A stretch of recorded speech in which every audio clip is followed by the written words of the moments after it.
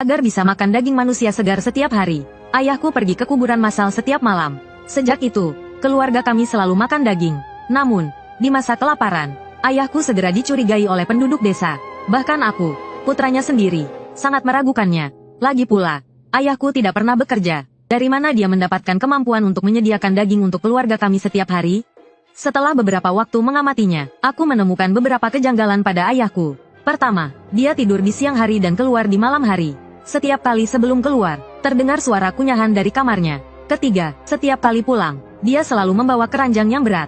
Semua ini dilakukan ayahku diam-diam, takut ketahuan orang lain, bahkan putranya sendiri. Suatu hari, aku sangat penasaran. Jadi saat ayahku tidur di siang hari, aku membuat lubang di pintunya dengan paku, dan mengintip dari sana. Pukul 12 malam, ayahku tiba-tiba membuka matanya, dan duduk dari tempat tidur seperti robot. Kemudian dia membungkuk dan mengambil mangkuk enamel tua dari bawah tempat tidur. Meskipun ayahku membelakangiku, aku tahu mangkuk itu berisi daging yang harum, karena dia sesekali mengambil sepotong, dan memasukkannya ke dalam mulutnya untuk dikunyah. Aku bahkan bisa mendengar suara giginya menggigit tulang yang renyah. Melihat pemandangan ini, aku sangat kecewa. Ternyata ayahku bangun setiap tengah malam, untuk makan daging secara diam-diam. Namun, saat aku melihatnya dengan air liur menetes, aku tiba-tiba melihat dengan jelas daging di tangan ayahku. Itu adalah telapak tangan manusia, masih berdarah, dan ayahku memasukkannya ke dalam mulutnya dan mengunyahnya. Masa-masa sulit, aku memang pernah mendengar tentang kanibalisme, tapi aku selalu menganggapnya sebagai cerita untuk menakut-nakuti anak-anak. Sekarang, tidak hanya melihatnya, pelakunya adalah ayahku sendiri, dan yang dia makan jelas adalah bayi perempuan yang dibuang di kuburan massal. Setelah sekitar 10 menit, ayahku akhirnya menyeka mulutnya yang berminyak dan keluar. Meskipun aku sangat ketakutan, rasa penasaranku juga muncul. Jadi aku segera bangun, dan diam-diam mengikuti ayahku. Ayahku membawa cangkul, mengentong keranjang, dan membawa lampu minyak tanah yang redup. Dia diam-diam keluar dari desa, dan tujuannya tampaknya adalah Bukit Jenderal di luar desa. Bukit Jenderal adalah bukit yang sangat angker. Penduduk desa biasanya lebih suka memutar jalan daripada melewatinya. Konon katanya ada sebuah makam kuno dari zaman dinasti Zhou Barat. Di atas bukit itu, makam itu milik seorang jenderal bermarga Ji, satu klan dengan Jiva. Dia tak terkalahkan di medan perang, dan telah memberikan kontribusi besar bagi dinasti Zhou Barat. Konon katanya, semasa hidupnya demi tentara, dia beberapa kali mengorganisir pasukan yang disebut pasukan arwah hitam, untuk menggali kuburan di mana-mana. Para prajurit yang mengikutinya semuanya menjadi kaya raya. Jadi, Jenderal Ji sangat dihormati di ketentaraan. Setelah kematiannya, banyak pasukan arwah hitam yang secara sukarela dikubur bersamanya. Sekarang, gundukan kuburan yang padat di Bukit Jenderal ini adalah lubang pemakaman pasukan arwah hitam ini. Seperti bintang-bintang yang mengelilingi bulan, mereka mengelilingi makam Jenderal Ji. Sebelumnya, bukan berarti tidak ada yang mengincar makam kuno ini, tapi mereka yang pernah menggali di Bukit Jenderal, tidak ada satupun yang bisa bertahan hidup secara normal, entah menjadi gila atau cacat. Bahkan ada yang mayatnya tidak ditemukan. Konon, mereka dimakan oleh Jiangshi di bukit itu. Memikirkan hal ini, aku merinding ketakutan. Aku pun mengurungkan niat, tapi melihat ayahku naik ke atas dengan cangkul di pundaknya, aku pun terpaksa mengikutinya. Setelah memasuki Bukit Jenderal, ayahku dengan mudah sampai di sebuah lubang pemakaman. Dengan beberapa ayunan cangkul, dia menemukan tulang belulang. Kemudian, dia mengeluarkan sepiring kue dari keranjang dan meletakkannya di depan lubang. Dia juga menyalakan 3 batang dupa, dan membungkuk hormat 3 kali. Saat itu, sebuah kejadian aneh muncul. Banyak koin tembaga muncul di sekitar tulang belulang itu. Melihat itu, ayahku segera mengumpulkan uang itu dan memeluknya. Kemudian, dia melihat sekeliling dengan hati-hati dan bergegas pergi. Melihat adegan ini, aku benar-benar terkejut. Ayahku jelas sedang bertukar makanan dengan hantu. Di lemari buku kami, ada banyak buku tentang Feng Shui dan jalur naga. Di dalamnya tercatat secara rinci tentang hal ini. Buku itu mengatakan bahwa ini adalah tradisi rakyat pada masa dinasti Selatan dan Utara, untuk bertukar makanan dengan hantu. Artinya, jika kamu terpaksa mencuri makam untuk menghidupi keluargamu, dan ingin tidak membangunkan Jiangshi, kamu harus makan setengah kilogram daging orang mati terlebih dahulu untuk menekan energi yangmu. Agar Jiangshi menganggapmu sejenis dengannya. Lalu, siapkan 3 batang dupa cemara dan 100 gram kue kacang hijau, untuk ditukar dengan barang-barang pemakaman, dan jangan mengambil terlalu banyak sekaligus. Ini adalah pekerjaan merebut makanan dari mulut harimau. 1 langkah salah, nyawamu melayang. Aku langsung mengerti dari mana beras di rumah berasal. Ibuku sudah lama meninggal. Memikirkan pengorbanan ayahku untuk keluarga ini, air mataku berlinang. Saat itu, aku bertekad untuk membantu ayahku. Setidaknya, agar dia tidak harus makan daging orang mati yang menjijikkan itu setiap hari. Beban keluarga harus dipikul olehku. Kukatakan, kulakukan. Keesokan harinya, aku melakukan beberapa persiapan, dan pergi ke Bukit Jenderal bersama teman baikku. Ergouzi, aku tidak tertarik dengan koin tembaga di lubang pemakaman itu. Kurasa ayahku agak bodoh. Kalau mau beraksi, sekalian yang besar. Dengan begitu, kita bisa hidup nyaman selama beberapa tahun. Jadi, aku mengarahkan pandanganku ke makam utama di kedalaman bukit. Ada 9 lubang pemakaman di sekitar makam utama. Mengambil makna 99 kembali ke 1. Pintu masuk ruang utama makam seperti ini tidak sulit ditemukan. Kita hanya perlu melihat lubang pemakaman mana yang paling kecil dari 9 lubang itu. Pintu masuknya ada di dekat situ. Ini karena mereka takut Feng Shui di pintu makam akan mengganggu ruang utama. Aku mengamati sekeliling dan segera menentukan lokasinya. Lalu aku memanggil Ergouzi dan mulai menggali. Menggali itu awalnya susah. Semakin dalam, tanahnya semakin gembur dan semakin mudah digali.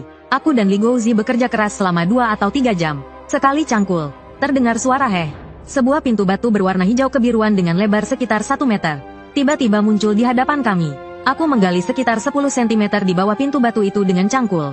Lalu aku memasukkan cangkul dan mengungkitnya dengan kuat. Pintu batu itu perlahan terangkat. Aku mengambil burung yang kutangkap siang hari, mengikatnya dengan tali dan melemparkannya ke dalam lorong makam. Setelah menunggu 3 atau 4 menit, kulihat burung itu masih hidup dan melompat-lompat. Aku pun lega, ini berarti udara di lorong makam lancar.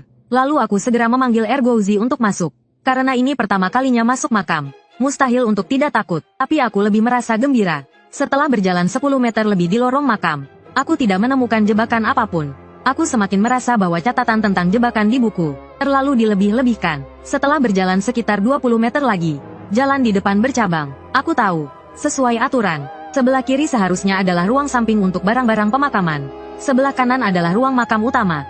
Tapi tanpa pikir panjang aku berjalan ke kiri. Meskipun barang-barang di ruang makam utama mungkin lebih berharga. Entah kenapa, saat memandang ruang makam utama dari kejauhan, aku merasakan ketakutan yang mendalam. Ruang samping di sebelah kiri juga berpintu batu hijau kebiruan. Aku membuka pintunya dengan cara yang sama. Lalu aku tertegun. Terlihat peti mati berwarna merah terang. Terletak tepat di hadapanku. Bukankah ruang samping tidak boleh ada peti mati? Biasanya peti mati tidak diletakkan menghadap pintu makam. Itu bisa menyebabkan mayat bangkit. Kutekan rasa gelisah di hatiku, dan melihat sekeliling. Lalu rasa gelisah itu menghilang. Terlihat seperangkat perunggu untuk upacara pemakaman tertata rapi di sisi kiri ruang samping. Di lantai tergeletak banyak mutiara, yang tampaknya dibuang begitu saja. Aku menghela napas. Benar-benar seorang jenderal, sangat dermawan. Tapi aku hanya melirik sekilas lalu tatapanku terpaku pada peti mati itu. Secerca kegilaan melintas di mataku. Barang-barang berharga semuanya ada di dalam peti mati. Karena sudah ketemu, tidak mungkin pulang dengan tangan kosong. Sesuai aturan di buku, aku mengeluarkan sebatang lilin dari saku dan menyalakannya. Kuletakkan di sudut tenggara, dan membungkuk 3 kali. Setelah melihat lilin tidak ada yang aneh, aku mulai membuka peti mati. Peti mati perlahan terbuka. Terlihat mayat wanita berbaju merah yang belum membusuk terbaring di dalamnya. Dia tampak seperti orang biasa. Di pergelangan tangan wanita itu ada sepasang gelang giok. Ku segera melepas gelang giok itu. Cahaya lilin di sudut ruangan tetap normal. Aku merasa agak senang. Pertama kali masuk makam langsung dapat barang bagus. Tapi detik berikutnya, hal aneh terjadi. Kuku-kukunya seperti orang normal. Bagaimana bisa tiba-tiba tumbuh 5 atau 6 cm? Aku merasa merinding. Kupikir barang-barang yang kudapatkan cukup untuk setahun. Aku menarik Ergouzi untuk pergi. Tapi sebelum pergi, mataku melirik ke sekeliling. Tiba-tiba kulihat mulut mayat wanita itu terbuka. Seolah mengulum sesuatu. Di zaman kuno, saat penguburan, orang-orang suka memasukkan batu giok berkualitas tinggi ke dalam mulut orang mati. Mungkinkah mayat ini juga memilikinya? Tak sempat berpikir panjang, aku langsung merentangkan mulut mayat itu dan merogohnya. Namun saat itu, lilin di sudut tenggara tiba-tiba memancarkan cahaya hijau setinggi setengah meter. Dan seluruh makam tiba-tiba menjadi menyeramkan. Hatiku menegang, meskipun tidak boleh diambil. Anda cukup memadamkan lilinnya. Apa maksud dari cahaya hijau ini? Belum sempat aku memikirkannya. Rasa sakit yang luar biasa tiba-tiba menusuk punggung tanganku. Aku menoleh, dan melihat mulut mayat wanita itu menggigit punggung tanganku. Mata ikannya yang pucat pasi seolah menatapku sambil tersenyum. Adegan ini hampir membuatku ngompol ketakutan. Aku segera menarik tanganku, dan menarik Ergouzi untuk berlari kembali. Kami terus berlari sampai kembali ke desa. Barulah aku berani berhenti dan beristirahat. Sesampainya di rumah, aku segera menyembunyikan gelang giok dan barang-barang lainnya di bawah tempat tidur. Lalu aku berbaring di tempat tidur, mengingat kejadian hari ini. Meskipun ini pertama kalinya aku masuk makam dan membawa pulang harta, aku tidak bisa merasa senang. Yang ada di pikiranku hanyalah bayangan mayat wanita itu. Malam itu aku ketakutan semalaman, dan baru tertidur saat fajar menyingsing. Keesokan paginya ketika bangun, aku menyadari ada yang tidak beres. Di tempat gigitan di punggung tanganku, muncul benjolan hitam seukuran setengah telur ayam. Benjolan itu juga ditutupi sisik seperti ikan, dan terasa sangat gatal. Aku menggaruknya tapi tidak bisa hilang. Aku langsung panik, takut ketahuan ayahku. Aku mengambil sarung tangan dari lemari dan memakainya. Saat hendak keluar, aku mendengar suara musik duka. Aku mengerutkan kening. Siapa yang meninggal? Setelah bertanya pada tetangga tua, aku baru tahu bahwa Ergouzi meninggal dini hari tadi. Sepertinya rumahnya diserang binatang buas. Perutnya dikoyak saat tidur, dan darahnya berceceran di mana-mana. Mendengar kabar ini, kepalaku serasa disambar petir. Mungkinkah ini karena kami mengambil batu giok, dan mayat wanita itu datang membalas dendam? Memikirkan hal ini, aku bergegas pulang, dan mengunci semua pintu. Tapi punggung tanganku terasa semakin gatal, dan samar-samar aku mendengar suara tetesan air di luar. Aku mendekati jendela dan melihat keluar. Cuaca di luar cerah, tidak ada tanda-tanda hujan, tapi air terus menetes dari atap. Membuatku kesal. Aku pikir ayahku sedang mencuci genteng di atap. Jadi aku berteriak, berhenti menuangkan air ke atap.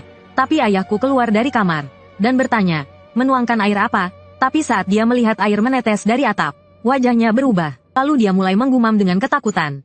Hujan di bawah langit cerah, pertanda duka. Pasti akan ada kematian. Itu pepatah di daerah kami. Artinya, jika hujan hanya di satu tempat saat cuaca cerah, itu pertanda akan ada orang yang meninggal di tempat itu. Mendengar akan ada kematian di keluarga kami, aku panik dan menyentuh punggung tanganku. Rasanya sangat gatal. Tanpa mempedulikan kecurigaan ayahku, aku berbalik dan kembali ke kamarku, bersembunyi di balik selimut. Ayahku takut terjadi sesuatu, jadi dia menemaniku di kamarku. Setiap jam, dia melihat keluar jendela, dengan wajah serius, seolah-olah sesuatu yang buruk akan terjadi. Namun, larut malam, tiba-tiba terdengar ketukan keras di pintu. Aku dan ayahku terkejut. Manusia mengetuk 3 kali, hantu 4 kali. Manusia biasanya mengetuk 3 kali, sementara hantu mengetuk 4 kali. Ini pasti Jiangxi yang datang. Ayahku dengan hati-hati berjalan ke pintu, dan mengintip keluar melalui celah pintu. Tapi setelah mengintip, wajahnya langsung pucat pasi. Dia memberi isyarat agar aku tidak bersuara. Saat itu, yang kupikirkan hanyalah mata ikan mati itu. Pasti Jiangxi wanita itu. Setelah membunuh Ergouzi, dia datang untuk membalasku. Tok tok tok tok, ketukan di pintu semakin cepat, diiringi tawa seperti bisikan, dan suara kuku menggaruk pintu. Mengerikan sekali. Saat ketukan semakin keras, petir terdengar dari kejauhan. Jantungku berdebar kencang. Lalu hujan deras turun. Suara hujan langsung menutupi suara ketukan. Tawa bisikan itu juga semakin menjauh. Tapi rasanya terus terngiang di telingaku. Ayahku akhirnya bisa bernapas lega. Dia bersandar di dinding, terengah-engah. Aku memegang tangan ayahku dan bertanya dengan gemetar, apa mungkin mata ikan mati itu mengincarku? Ayahku menarik kerah bajuku, dan bertanya dengan cemas, mata ikan mati apa? Karena takut, aku mengambil gelang giok dari bawah tempat tidur, dan menceritakan semuanya tentang pembongkaran makam itu. Tapi begitu aku selesai bicara, ayahku menamparku. Setengah wajahku terasa panas dan perih. Tamparan itu sangat keras. Keluarga Liu kami adalah penjaga makam turun-temurun. Penjaga makam kuno Zhou Barat inilah tugas kami. Sekarang hidup susah. Kami terpaksa mengambil sedikit uang dari warisan leluhur. Kau malah langsung mengobrak-abrik tempat peristirahatan leluhur. Mendengar itu, aku langsung tercengang. Penjaga makam apa? Tapi ayahku tidak menjawabku, malah bertanya dengan aneh. Bocah nakal, bagaimana kau bisa menemukan pintu makam? Aku cemberut. Aku belajar dari buku. Tidak sengaja aku berhasil masuk. Ekspresi ayahku semakin aneh. Dia mengambil sembarang buku menguning dari bawah lemari, membukanya, dan bertanya, apa yang dimaksud dengan 4 tempat terlarang? Aku tercengang lagi. Aku tahu ayahku sedang mengujiku. Jadi aku segera menjawab, Ki kehidupan tidak berkumpul, Ki jahat tidak keluar, Ki hantu menggumpal, Ki dingin berkembang biak, terang berjalan di kegelapan, gelap berlayar di perahu. Ingat, sentuh bahu, jangan sentuh tangan. Kelilingi peti hitam, jungkir balikkan gedung hitam, usir pintu, gambar jimat, titikkan di dahi. Aku dan ayahku bergantian mengucapkan kalimat-kalimat itu. Setelah itu, ayahku menanyakan beberapa pertanyaan lain dari buku itu. Aku menjawab semuanya dengan benar. Tatapannya padaku semakin rumit. Lama kemudian, dia menggelengkan kepalanya sambil tersenyum pahit. Ini takdir keluarga Liu, katanya. Rasa ingin tahuku terusik. Aku segera bertanya apa maksud semua ini. Ayahku perlahan mulai menceritakan tentang makam kuno ini. Ternyata leluhur keluarga Liu kami adalah salah satu dari 1000 pasukan Heiling yang mengikuti Jenderal Ji sejak beliau masih muda. Saat itu, leluhur keluarga Liu hampir mati kelaparan. Kalau bukan karena Ji Cheng, keluarga Liu mungkin sudah punah. Leluhur keluarga Liu berterima kasih atas kebaikan Ji Cheng. Maka setelah pasukan Heiling dikubur hidup, beliau sendirian tetap tinggal dan menjadi penjaga makam sang jenderal. Tugas ini diturunkan dari generasi ke generasi. Aku semakin terpesona mendengarkannya, tapi punggung tanganku semakin gatal. Aku tak tahan dan menggaruknya. Tiba-tiba ayahku meraih tangan kananku. Melihat tanganku yang penuh bisul, wajahnya langsung pucat pasi. Dengan bibir gemetar, dia bertanya, bocah nakal, kau digigit Zongsi perempuan itu? Di bawah tatapan tajam ayahku, aku terpaksa mengangguk. Melihat itu, ayahku tiba-tiba seperti orang gila berlari membuka lemari buku. dengan panik mencari sesuatu. Aku belum pernah melihatnya seperti ini. Aku merasa hatinya sangat ketakutan, seperti kehilangan akal sehatnya. Akhirnya, ayahku menemukan buku telepon menguning di antara tumpukan barang-barang. Lalu, sambil menangis, dia mulai membolak-baliknya. Mulutnya terus komat-kamit. Si gadis keempat, dia membolak-balik buku hampir setengah hari. Akhirnya, di buku telepon terakhir, ia menemukan apa yang dicarinya. Lalu buru-buru menyalinnya dengan kertas dan pena. Setelah itu, ia mengambil payung dan hendak keluar. Sebelum keluar, ia menatapku dengan mata merah. "Nak, kamu terkena racun mayat. Hanya orang itu yang bisa menyelamatkanmu. Ayah akan pergi ke kota untuk meneleponnya. Kamu tetap di rumah. Ya, jangan bersuara apapun yang kamu dengar. Tunggu ayah pulang." Kata terakhirnya terdengar seperti isak tangis. Setelah ayah pergi, aku bersembunyi di tempat tidur dan menunggu dengan cemas. Tapi tiba-tiba tangan kananku semakin gatal. Aku tak bisa menahan diri untuk menggaruknya. Sisik-sisik menyebar dengan cepat ke seluruh lenganku. Warnanya semakin gelap, hingga menjadi hitam pekat. Entah berapa lama berlalu, suara ketukan pintu terdengar lagi. Aku langsung menutup mulutku. Aku tahu yang datang adalah zombie wanita itu. Tapi aku masih berharap yang mengetuk adalah orang desa. Maka aku perlahan-lahan pergi ke jendela untuk mengintip keluar. Terlihat seorang wanita berambut kusut berdiri di depan pintu. Dia menggaruk pintu dengan kukunya. Sesekali tertawa pelan. Sekilas, dia tampak seperti wanita gila. Dia menyadari ada gerakan di jendela. Tiba-tiba memutar kepalanya 180 derajat. Dan perlahan-lahan bergerak mendekat. Aku ketakutan dan terduduk di lantai. Lalu aku menutup hidung dan mulutku rapat-rapat dan bersembunyi di bawah tempat tidur. Zombie mengandalkan pernapasan untuk mendeteksi orang hidup. Selama aku tidak bernapas, dia pasti akan kehilangan targetnya. Tapi kemudian, aku mendengar suara pintu terbuka. Suara langkah kaki terdengar di seluruh ruangan. Sepertinya dia benar-benar mencariku. Beberapa detik kemudian, langkah kaki itu tiba-tiba berhenti di depan tempat tidurku. Dengan munculnya sepasang sepatu, jantungku berdegup kencang. Beberapa saat kemudian, aku melihat tidak ada gerakan lagi di sekitar. Aku berniat untuk melihat keluar apakah dia sudah pergi. Tapi detik berikutnya aku hampir pingsan. Dengan posisi yang aneh, dia menatapku dengan mata ikan mati yang putih. Saat aku mengira aku akan mati, tiba-tiba terdengar suara ayam berkokok dari luar. Zombie wanita itu tampaknya agak takut, dan dengan enggan berjalan pergi. Pada saat yang sama, pria muda itu masuk bersama ayah. Dia mengenakan jaket putih, dan di pinggangnya tergantung 9 jimat giok berbentuk jangkrik. Jimat giok jangkrik adalah giok kuno yang diukir berbentuk jangkrik. Menurut catatan kuno, para perampok makam hanya boleh menggantungkan jimat giok jangkrik di pinggang mereka jika mereka telah membunuh zombie berusia ribuan tahun. Sebagai tanda kehormatan, penggali kubur biasa paling banter cuma punya 1 atau 2 jimat giok berbentuk jangkrik. Tapi kalau sudah punya, itu tandanya dia perampok makam sejati. Melihat pemuda di depan saya memakai 9 jimat jangkrik giok, saya jadi penasaran siapa dia sebenarnya. Kata ayah saya, namanya si gadis. Saya agak bingung, kenapa seorang pria punya nama seperti perempuan? Si gadis cuma melirik saya sekilas, lalu tiba-tiba memegang lengan saya. Dia mengeluarkan pisau kecil dan memanaskannya di atas lampu minyak. Lalu dia mulai mengikis sisik di punggung tangan saya. Saya kesakitan sampai keringat dingin. Tapi melihat tatapannya yang dingin, saya tidak berani bersuara. Gerakannya sangat cepat, hanya dalam 1 atau 2 menit. Semua sisik di lengan saya terkikis habis. Darah hitam mengalir keluar dari luka, dan menetes ke dalam mangkuk di tanah. Setelah mangkuk hampir penuh dengan darah hitam, warna kulit lengan saya kembali normal. Saya pikir sudah selesai, tapi si gadis malah melepas baju saya. Dia menyuruh saya berlutut di tanah dengan bertelanjang dada. Lalu, atas perintah ayah saya, dia mentato punggung saya dengan gambar 9 naga. Saya sama sekali tidak mengerti kenapa saya, seorang remaja, harus ditato 9 naga. Lalu dia pergi ke gunung sambil membawa seikat bambu untuk mencari zombie wanita itu. Sesampainya di Bukit Jenderal, dia menancapkan sebatang bambu ke sisi timur makam kuno. Dia mengetuknya dengan jari, sepertinya mendengarkan gema. Saat bambu kelima ditancapkan, tiba-tiba air menyembur keluar dari lubang bambu. Si gadis mengangguk, seperti mengerti sesuatu. Ternyata ini zombie air. Dia akan muncul sebelum fajar. Saat muncul, pasti ada genangan air di dekatnya. Sekarang kita tidak bisa menunggunya. Untuk memancingnya, aku butuh bantuanmu. Setelah berkata begitu, dia menatapku dengan penuh arti. Tatapan itu membuatku merinding. Benar saja, tengah malam, dia tiba-tiba menarikku keluar dari selimut. Tanpa ragu, dia memberiku sebuah lentera, dan menyuruhku pergi ke Bukit Jenderal sendirian malam ini. Aku harus berjalan sampai ke pintu makam. Roh jahat air itu mengincarmu. Hanya kau yang bisa memancingnya keluar. Kalau tidak, setiap kali hujan akan turun, dia akan mengetuk pintu kamarmu. Ingat, apapun yang terjadi, jangan menoleh ke belakang. Memikirkan aku akan diincar zombie. Aku pun gemetar ketakutan berjalan menuju Bukit Jenderal. Sesampainya di pintu makam, aku merasa seperti sedang diawasi dari belakang. Bulu kudukku berdiri semua. Tiba-tiba, terdengar tawa aneh di telingaku. Sebuah tangan dingin menyentuhku. Aku tahu zombie wanita itu datang. Aku ketakutan sampai tidak bisa bergerak. Saat aku hampir mengompol ketakutan, si gadis tiba-tiba berteriak dari belakangku. Enyahlah. Lalu dia menarik zombie wanita itu masuk ke dalam makam. Pintu makam tertutup di depanku. Melihat aksi si gadis, aku lega. Sepertinya zombie wanita itu bukan tandingannya. Tapi seiring berjalannya waktu, aku mulai khawatir. Ngomong-ngomong, mumi wanita itu juga mumi dinasti Zhou Barat. Bagaimana jika dia gagal? Aku menunggu beberapa menit lagi. Aku pikir si gadis mungkin sudah digigit mati oleh mumi wanita itu. Lalu aku berencana untuk lari menuruni bukit. Namun, saat itu, pintu makam terbuka dengan suara bam. Penasaran, aku menoleh ke belakang. Si gadis melangkah keluar dari makam kuno di bawah sinar bulan.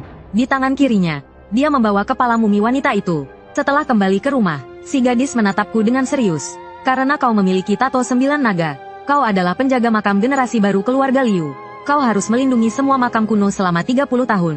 Jika tidak, kau akan dihukum oleh surga.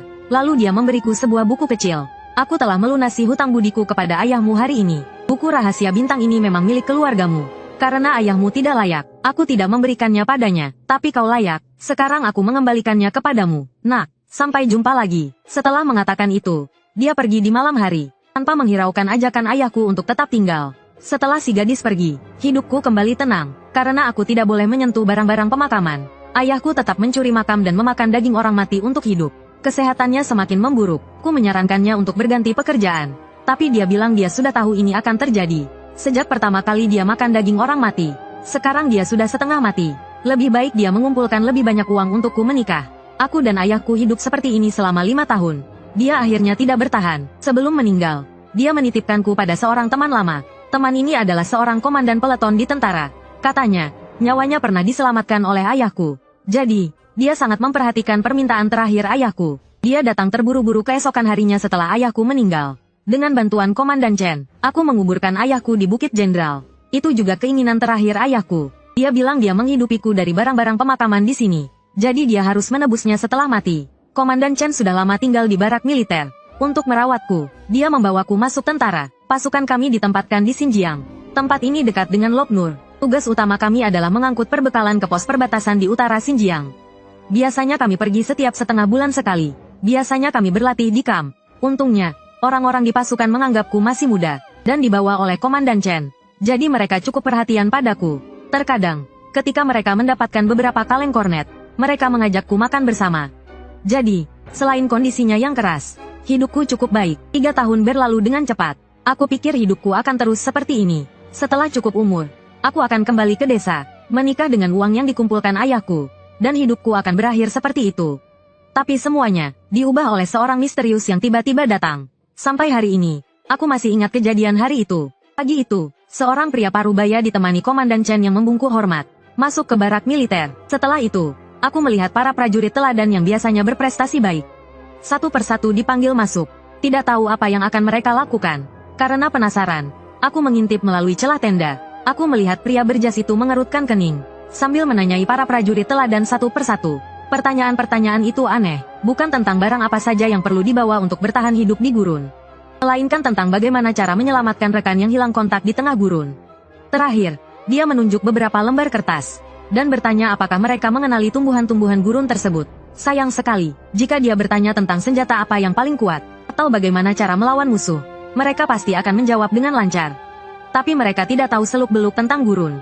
Meskipun perkemahan kami tidak jauh dari Lopnur, kami hampir tidak pernah berurusan dengan tempat itu. Mengetahui 1 atau 2 cara untuk bertahan hidup di gurun sudah cukup bagus. Saat para prajurit teladan satu persatu keluar dari tenda, kening pria berjas itu semakin berkerut. Sesekali dia melihat jam tangannya dengan gelisah, seolah sedang terburu-buru. Dia juga semakin sering mengganti rokoknya. Seluruh tenda dipenuhi asap rokok. Melihat situasi ini, aku bergumam pelan. Pertanyaan-pertanyaan ini terlalu mudah. Kok tidak ada yang bisa menjawab? Tapi begitu aku selesai bicara, terdengar suara serak dari dalam tenda. Siapa yang bergumam di luar? Aku terkejut. Belum sempat aku bereaksi, Komandan Chen berteriak, "Dasar bocah, masuk sini." Aku mengusap hidungku dan pasrah masuk. Pria berjas itu menatapku dengan mengejek dan bertanya, "Tadi kau yang bilang pertanyaan-pertanyaan ini mudah." "Ya, aku masih muda dan bersemangat." Aku tidak tahan melihat tatapannya yang meremehkan. Dengan tegak, aku berkata, "Memang mudah untuk menentukan arah di gurun. Lihat matahari di siang hari, dan lihat bintang di malam hari. Tidak perlu alat, karena alat mudah terpengaruh oleh medan magnet. Untuk mencari sumber air di gurun, perhatikan bentuk tanah, jejak hewan, dan vegetasi. Setelah aku menjelaskan banyak tips bertahan hidup di gurun, mata pria berjas itu langsung berbinar. Akhirnya, dia memukul meja dengan semangat. "Kau yang kupilih." Aku sedikit bingung. Dia tidak menjelaskan apa-apa. Dia kemudian memilih 4 prajurit teladan lainnya. Aku melirik mereka dan menyadari bahwa dia tidak memilih mereka secara acak. Meskipun usia dan penampilan setiap prajurit teladan berbeda, mereka semua memiliki keahlian khusus. Misalnya, salah satu dari mereka yang tinggi dan kurus dipanggil Mata Elang. Matanya setajam elang, dan dia adalah pengintai terbaik di barak. Tidak ada detail sekecil apapun yang bisa luput darinya. Lalu ada juga prajurit pendek berusia 20 tahun, yang merupakan penembak jitu terkenal di barak. Dia memiliki kemampuan menembak yang sangat akurat. 2 lainnya juga punya keahlian masing-masing. Pria berjas itu memilih tempat yang bagus, menepuk-nepuk abu rokok di bajunya dan memberi isyarat agar kami keluar. "Baiklah, kalian kembali dan bersiap-siap. Sore ini kita akan memasuki Lopnur." Mendengar nama Lopnur, aku agak bersemangat. Selama bertahun-tahun di pasukan, aku sering mendengar berbagai cerita tentang Lopnur. Aku merasa tertarik sekaligus takut pada tempat ini. Sekarang bisa pergi ke sana. Tentu saja aku sangat bersemangat. Tapi kenapa kita ke sana? Apakah ada misi rahasia? Pria berjas itu tidak menjelaskan banyak. Hanya menyuruh kami membawa beberapa pakaian saja. Sedangkan perbekalan lainnya akan dia siapkan. Tidak lama kemudian, saat kami berkumpul di tenda, aku terkejut melihat Komandan Chen juga ada di sana. Aku kaget melihatnya. Lagi pula, semua urusan besar dan kecil di pasukan ini diurus olehnya. Kecuali ada hal yang sangat penting. Dia tidak akan pergi dengan mudah. Kalau tidak, seluruh pasukan tidak akan bisa berfungsi. Tapi karena dia datang, dia pasti sudah membuat rencana. Pria berjas itu pertama-tama menyiapkan makan siang yang lezat untuk kami. Lalu dia langsung berkata, "Mulai sekarang, kalian bisa memanggilku Laoyan. Perjalanan ke Lopnur ini sangat penting. Jadi sebelum pergi, kalian harus menulis surat wasiat." Mendengar ini, kami semua tercengang. Melihat makanan lezat yang ada di depan kami, sebuah pikiran muncul di benak kami. Bukankah ini makanan terakhir sebelum eksekusi?